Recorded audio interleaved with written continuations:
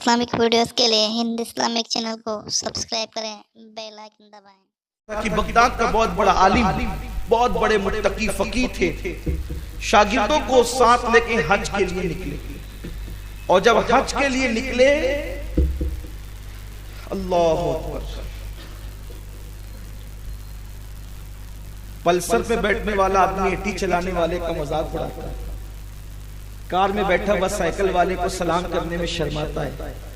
کتنا ہلکا ہو گیا انسان، چھوٹی چھوٹی چیز پر بہت زیادہ کرتا ہے۔ اور وہ اتنے بڑے بزرگ تھے، جب حج کے لیے نکلے ہیں تو ہزاروں کی تعداد میں ان کے شاگرد تھے، ان کے پاس پڑھنے آتے تھے۔ انہوں نے اپنے شاگردوں سے کہا، دیکھو ہم اللہ کے توکل پہ نکلیں گے اور ایسے فقیرانہ اور تصوفانہ انداز میں ہم سفر کریں گے کہ ہم ساتھ میں کوئی توشہ بھی نہیں لیں گے، متوکلین کے انداز میں نکلیں گے، ہم اہل توکل کے انداز میں، کوئی توشہ ساتھ میں نہیں ہوگا۔ اب استاد نے کہہ دیا تو شاگرد مان لیے، سب ان کے پیچھے پیچھے چل پڑے۔ ان کے پیچھے پیچھے چل پڑے، بہت دور تک دھوپ میں سفر کیا، چلچلاتی بھی دھوپ میں سب جھلس گئے، پانی کی پیاس تھی، تڑپ گئے، پانی پانی، العطش العطش۔ اور شاگردوں نے کہا، استاد آپ تو بڑے متقی ہیں، دھوپ آپ کو اتنا نہیں ستاتی، لیکن ہم تو جھلس گئے، اب ایک کام کرتے ہیں، اس دھوپ میں ہم کسی سائے میں رک جاتے ہیں، کسی سائے میں قیام کرتے ہیں، پھر جب تھوڑا سا آرام ملے گا جسم کو تو ہم پھر اپنا سفر آگے بڑھائیں گے۔ اللہ کی خفیہ تدبیر، میرے رب کی خفیہ تدبیر، اس کی آزمائش کی انداز، اللہ ہم سب کی حفاظت کرے۔ ایک گرجا کے نیچے سارے شاگرد رک گئے، جیسے گرجا کے نیچے وہ رکے، ٹھنڈی ٹھنڈی چھاؤں ان کو ملی، پیاس بھول گئے، جیسے نیچے لیٹے آنکھ لگ گئی، خواب خرگوش میں ڈوب گئے۔ استاد کو پانی کا خیال تھا کہ میں اپنے شاگردوں کے لیے پانی کا انتظام کروں۔ استاد کو خیال آیا کہ کہیں سے پانی لے آؤں۔ جیسے استاد پانی ڈھونڈنے کے لیے نکلا، پانی ڈھونڈتے ڈھونڈتے ڈھونڈتے وہ گرجا کے ارد گرد تھا، دیکھا کہ گرجا کے قریب میں ایک پانی کا چشمہ تھا، صاف و شفاف پانی کا چشمہ۔ اس نے جیسے ہی پانی کے چشمے میں جب وہ اپنا مشکیزہ ڈبایا، اس پانی کے چشمے کے اندر ایک خوبصورت چاند جیسی شکل نظر آئی، چاند جیسا مکھڑا دکھائی دیا۔ جب اس نے پانی کے چشمے میں حسین و جمیل چہرہ دیکھا تو پلٹا، اور جب پلٹا تو گرجا کی چھت پر ایک خوبصورت نوجوان دوشیزہ کھڑی تھی، یعنی حسین و جمیل لڑکی کھڑی تھی۔ جیسے ہی خوبصورت لڑکی پر اس کی نظر پڑی، آنکھیں چار کیا ہوئی، دل پہلو سے نکلا، اور ایسا لگا کہ جیسے کسی نے اس کو چھین لیا۔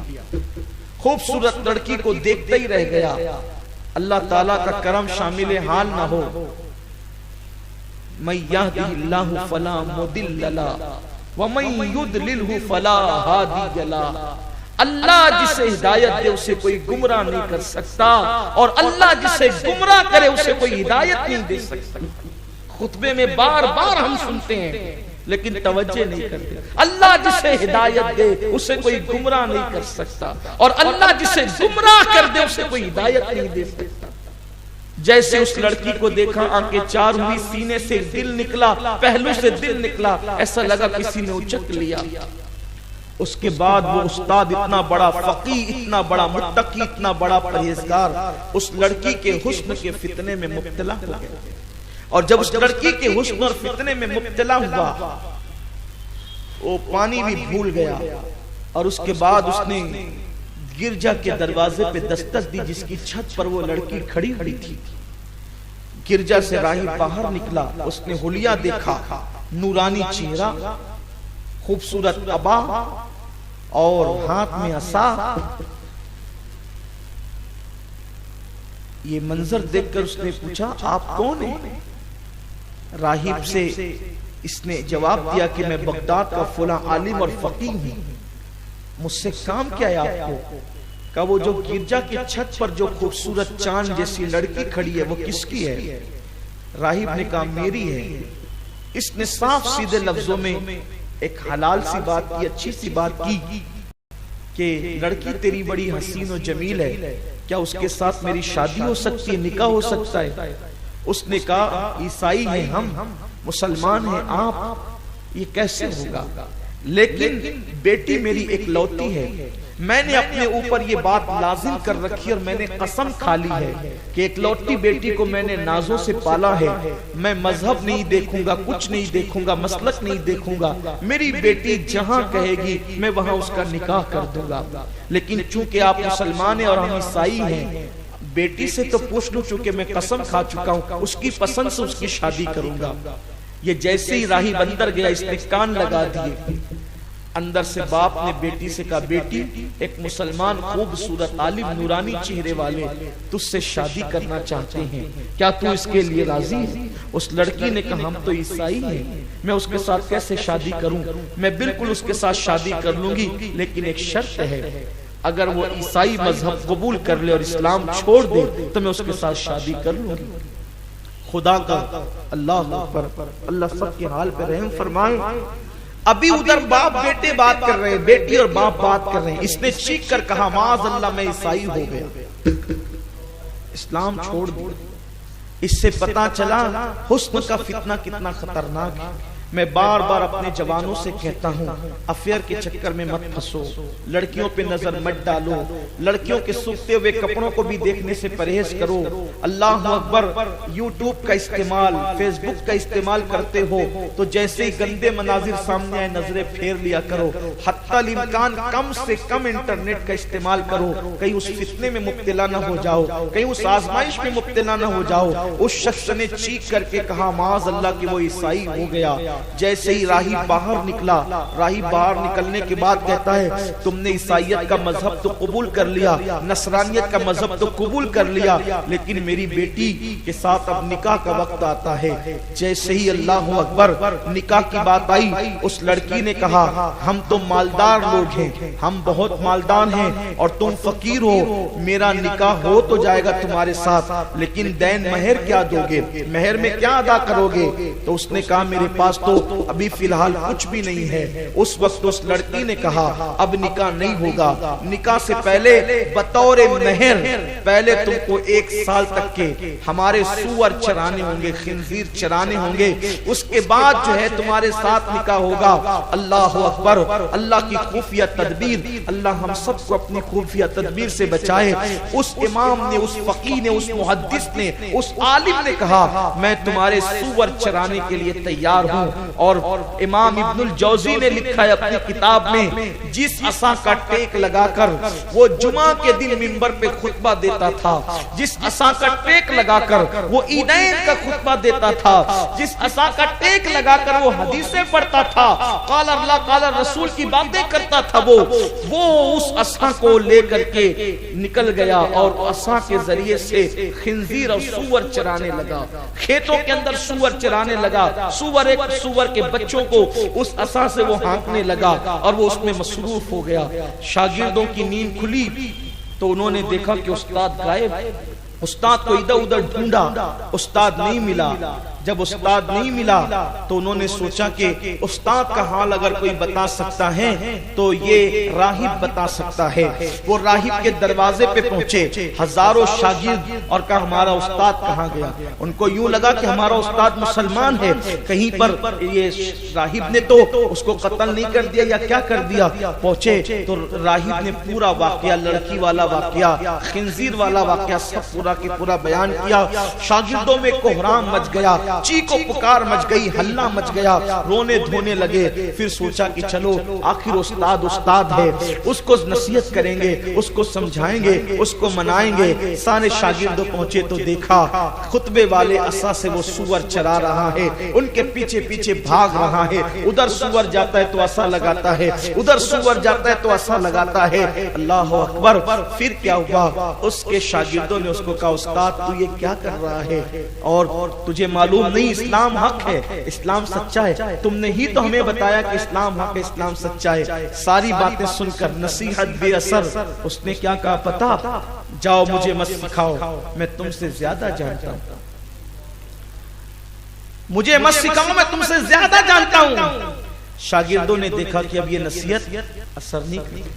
جب اللہ کسی سے دین لیتا ہے، عقلیں چھین لیتا ہے، نصیحتیں بھی اثر نہیں کرتی، نصیحتیں بھی جو ہے وہ بے اثر ہو جاتی ہے۔ حق پر حق بات سمجھنے سننے کے لیے پردے پڑ جاتے ہیں۔ شاگرد نکلے، کہا کہ اب چھوڑ دو اس کو اس کے حال پہ، اور وہ لبیک کی صدائیں کرتے ہوئے مکہ المکرمہ کی طرف چلے گئے۔ اس زمانے میں حج کئی مہینوں کے بعد لوگ لوٹتے تھے۔ اب حج کر کے جب واپس لوٹے تو دل میں خیال آیا بغداد جائیں گے تو جواب کیا دیں گے؟ اہل بغداد ہمیں نہیں اس کو پوچھیں گے، کیونکہ وہ تو بڑا عالم محدث اور فقیہ بغداد کا، کیا کریں گے؟ انہوں نے سوچا کہ حج سے واپس لوٹتے ہوئے ایک کام کرتے ہیں کہ اس کے لیے دعائیں کرتے ہیں، اللہ اسے ہدایت دے، ہو سکتا ہے اللہ اس کے دل پلٹ دے۔ دعائیں کی اس کے لیے، اور جب آئے تو دیکھا کہ پھر وہ سور چرا رہا تھا۔ اب تو اس کی شکل بھی تبدیل ہو رہی تھی، اس کے حالات بھی بدل چکے تھے۔ اللہ اکبر، سور چراتے ہوئے دیکھا، لوگ رونے لگے۔ پھر کہا استاد سنبھل جا، سدھر جا، عیسائیت مذہب حق نہیں ہے، اسلام حق ہے۔ بہت ساری باتیں بتائی، پھر بھی اس نے کہا جاؤ جاؤ میں تم سے زیادہ جانتا ہوں۔ پھر وہ لوگ نکل گئے ہدایت کی دعا کرتے ہوئے۔ پھر ہدایت کی دعا کرتے ہوئے جب نکلے، کچھ دور پہنچے تھے کہ دیکھا کہ ایک سایہ ہاتھ دیتا ہوا آ رہا ہے۔ وہ رک گئے، سایہ آگے بڑھتا رہا، آواز آئی رکو رکو رکو، یہ سب رکے ہوئے تھے۔ قریب آیا، کہا کہ میں اللہ کو گواہ بنا کر تم سب کو گواہ بنا کے توبہ کرتا ہوں اور پڑھتا ہوں لا الہ الا اللہ محمد رسول اللہ، مذہب اسلام ہی حق اور سچا مذہب ہے۔ اللہ نے اس کو پھر سے ایمان کی دولت عطا کر دی، اور پھر وہ بندہ شاگردوں کے ساتھ چل پڑا، لیکن حج کی سعادت سے محروم رہا۔ جب بغداد گئے، پھر وہی مسند، پھر وہی جاہ و جلال، پھر وہی عزت، پھر وہی وقار، پھر وہی تقوی، پھر وہی پرہیزگاری۔ ایک دن حدیث کے درس کی محفل سجی ہوئی تھی، ایک لڑکی آئی، اس نے دروازے پہ دستک دی، دروازہ کھولا گیا، لڑکی اندر داخل ہوئی، اور وہ آ کر کے اسی عالم اور فقیہ کے پاس بیٹھ گئی تو اس نے کہا کہ مجھے کلمہ پڑھا کر مسلمان بناؤ۔ لڑکی مسلمان بن گئی، بہت خوبصورت تھی۔ اس عالم نے اس کو پہچان لیا، شاگردوں نے بھی پہچان لیا، تو اس لڑکی سے پوچھا کہ تو یہاں کیسے آئی؟ تو کہا کہ جب یہ نکل گئے عیسائیت سے اور پھر بعد میں انہوں نے کلمہ پڑھ لیا، تو کچھ دنوں کے بعد دن گزرتے گئے، چونکہ ان کی محبت بھی میرے دل میں پیدا ہو گئی تھی کہ انہوں نے میرے محبت میں معاذ اللہ اسلام چھوڑ دیا۔ ایک رات میں سوئی، میری قسمت جاگ گئی، میں نے خواب میں سید السادات مولائے کائنات باب مدینۃ العلم حسنین کے بابا زہرا کے شوہر علی مرتضیٰ کو دیکھا، اور علی نے مجھ سے کہا اے لڑکی اسلام مذہب سچا ہے اور جا اور اسلام قبول کر لے۔ تو میں اسلام قبول کرنے آئی ہوں، اب اسلام قبول تو کر لیا مولا کے کہنے پر، لیکن چاہتی ہوں کہ اب آپ کے ساتھ میرا نکاح ہو جائے۔ اب اس لڑکی کے ساتھ نکاح بھی ہو گیا، نکاح ہو گیا۔ نکاح کے بعد شاگردوں نے پوچھا استاد جس لڑکی کے لیے عیسائی ہوئے تھے وہ لڑکی مسلمان ہو کر کے مل گئی، لیکن استاد یہ بتائیے کہ آپ کو اللہ نے اتنی بڑی آزمائش میں مبتلا کیا۔ توجہ، اصل بات اب آ رہی ہے، اصل بات، اصل عنوان اب آ رہا ہے۔ استاد آپ اتنے بڑے عالم ہو کر کے بگڑ گئے تھے، گمراہ ہو گئے تھے، کافر ہو گئے تھے، عیسائیت آپ نے قبول کر لی تھی، کیا وجہ تھی؟ اللہ نے آپ کو اتنی بڑی آزمائش میں کیوں مبتلا کیا؟ اللہ نے آپ کے ساتھ خفیہ تدبیر کیوں کی؟ اس شخص نے کہا اس کی ایک وجہ ہے، ایک وجہ، ایک اور صرف ایک وجہ۔ کہا وہ ایک وجہ کیا ہے؟ تو کہا کہ ایک شخص عیسائی تھا، وہ اسلام قبول کرنے کے لیے میرے پاس آیا اور آ کر کے سیدھا مجھے لپٹ گیا۔ وہ آیا اور آ کر سیدھا مجھے لپٹ گیا۔ تھوڑی یہاں پر میں آپ کی سوچ اللہ کرے بدل جائے ہماری۔ اگر کوئی عطر میں معطر ہو اور وہ ہمارے گلے ملنا چاہے، ہم اس سے گلے ملتے ہیں۔ اگر کوئی مالدار ہو ہم سے گلے ملنا چاہے، ہم اس سے گلے ملتے ہیں۔ اگر کوئی غریب ہمیں لپٹنے کی کوشش کرے جس کے پسینے سے بدبو آ رہی ہو تو ہم فوراً دور ہٹ جاتے ہیں. یہ دل کا تکبر ہے, یہ دل کی انانیت ہے نا, لوگ یہ کرتے ہیں. لیکن کسی کا پسینہ آخر اس کی بدبو ہی تو ہے. پسینے کی بدبو تکبر کی بدبو سے کم ہے, کیونکہ پسینے کی بدبو پانی سے دھلی جا سکتی ہے لیکن تکبر کی بدبو 7 سمندروں کے پانی سے بھی دھلی نہیں جا سکتی. انسانوں کے لیے آج مفاد پرستی, مطلب پرستی, دولت پرستی, ہوس پرستی, نفس پرستی, بس اسی کے اندر انسان ڈوب گیا ہے. حق پرستی کے سوا ہر چیز کر رہا ہے انسان, حق پرستی نہیں ہے الا ماشاءاللہ باقی سب ہے. وہ عالم جس کو عیسائیت کی طرف وہ چلا گیا تھا کافر ہو گیا تھا, پھر اللہ نے توبہ کی توفیق دی. شاگردوں نے پوچھا کہ کیوں یہ ہوا, تو کہا کہ ایک عیسائی اسلام قبول کرنے کے لیے آیا اور وہ مجھ سے لپٹ گیا. جب لپٹا تو میں نے عذرائے انانیت اور تکبر کا چل ہٹ, میں تجھ سے بہتر ہوں. کیا کہا؟ چل ہٹ, میں تجھ سے بہتر ہوں. اس عیسائی نے روتے ہوئے کہا بہتر اللہ کے علم میں کون ہے, یہ تو اللہ جانتا ہے. اللہ کے علم میں بہتر کون ہے, یہ تو اللہ جانتا ہے. وہ شخص کہتا ہے پھر مجھے پتا چلا کہ وہ مسلمان ہو گیا اور اتنا متقی, اتنا پرہیزگار ہوا کہ اس کے تقوی کے چرچے ہونے لگے, اس کے چرچے ہونے لگے. اور صرف ایک جملے کی وجہ سے کہ چل ہٹ میں تجھ سے بہتر ہوں, بس اسی ایک جملے کی وجہ سے اللہ نے میرا ایمان چھین لیا اور میں عیسائی ہوں. اب آپ مجھے بتائیں چل ہٹ میں تجھ سے بہتر ہوں, یہ ایک جملہ اتنے بڑے فقیہ اور محدث کو اتنی بڑی آزمائش میں گرفتار کر سکتا ہے. تو آج ہم کتنی بڑی بڑی باتیں کرتے ہیں, جو نہیں کرتے وہ بہت بڑی بڑی سوچتے ہیں. اس لیے ان کو اللہ کی خفیہ تدبیر سے بچنا چاہیے. میں فلان کو, میرا خاندان سب سے بڑا اور باقی سارے خاندان نچلے ہیں, میں بڑے باپ کا بیٹا ہوں, میرا کاروبار اتنا بڑا ہے, باقی سارے کاروبار نچلے ہیں. ارے نچلا اچلا مت سوچو, اس لیے کہ پتا نہیں اس کی نظر میں کون بہتر ہے. ارے اس کی شان تو یہ ہے کہ پھر وہ حبشیوں کو بھی کعبے پر چڑھاتا ہے. اس کی شان تو یہ ہے کہ اللہ اکبر پھر وہ غلاموں کو بھی امامت کے قابل بناتا ہے. اس لیے انسان کو دل سے انانیت اور تکبر نکالنا چاہیے, اور یہ انسان کو کبھی نہیں سوچنا چاہیے کہ میں بہتر ہوں. صوفیہ فرماتے ہیں جو پوری کائنات میں اپنے آپ کو سب سے کمتر سمجھے لیکن ایک بندے سے بہتر سمجھے, وہ اب بھی تکبر کرنے والا ہے, وہ تکبرین میں اس کا شمار ہے. اور جس کے دل میں تکبر کا بت ہے اللہ تعالیٰ اس کے سجدوں کو بھی قبول نہیں کرتا. وَاسْتَكْبَرَ وَكَانَ مِنَ الْكَافِرِينَ, تکبر تو لے جاتا ہے نا پھر وہاں تک. تو آج یہی برائی ہمارے دلوں کے اندر بیٹھی ہوئی. ایک آنے والے عیسائی کو کہا کہ چل ہٹ میں تجھ سے بہتر ہوں, تو یہ انجام ہوا. ہم تو مسلمانوں کو کہتے ہیں کہ ہم تم سے بہتر. ہر آدمی ایک دوسرے پر بہتر اپنے آپ کو سمجھتا ہے, لیکن یاد رکھیے اللہ کی خفیہ تدبیر سے بچتے ہیں. اللہ تبارک و تعالیٰ کو پسند نہیں